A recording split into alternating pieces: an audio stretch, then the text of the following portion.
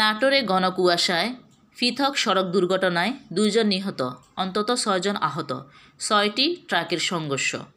তথ্য ভিডিওচিত্র হুমায়ুন কবির। নাটোরে ঘন কুয়াশার কারণে পৃথক সড়ক দুর্ঘটনায় ট্রাকের চালকসহ এক বৃদ্ধ প্রতিবন্ধীর মৃত্যু হয়েছে। আহত হয়েছেন আরও 6 জন। আজ সোমবার ভোরে সদর উপজেলার নাটোর বগুড়া মহাসড়কের ঢাল সড়ক এলাকায় নিয়ন্ত্রণ হারিয়ে ট্রাক চালক হুসাইন ও নাটোর রাজশাহী মহাসড়কের সানপুর এলাকায় অজ্ঞাত গাড়ির চাপায় বৃদ্ধ প্রতিবন্ধী অজ্ঞাত এক নারী নিহত হয়েছেন। নিহত ট্রাক চালক হুসাইন ঝিনাইদহ জেলার কালীগঞ্জ এলাকার মৃত সিদ্দিক বিশ্বাসের ছেলে। জলমলিয়া হাওয়ে পুলিশ ফাঁড়ির সহকারী উপপরিদর্শক সাদ্দাম হোসেন জানান, বগুড়া থেকে ছেড়ে আসা ট্রাকের সাথে ঘন কুয়াশায় বিপরীত দিক থেকে আসা ট্রাকের সংঘর্ষ বাধে। এই ঘটনায় একটি ট্রাক উল্টে সড়কের পাশে পড়ে যায়।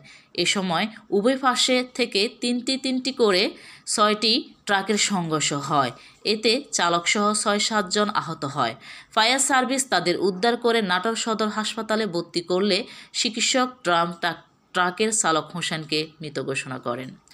অপরদিকে নাটোর রাজশাহী মহাসড়কের সদর উপজেলার সানপুর এলাকায় ভোরে অজ্ঞাত গাড়ির চাপায় বৃদ্ধ প্রতিবন্ধী এক নারী নিহত হয়েছে বলে জানান।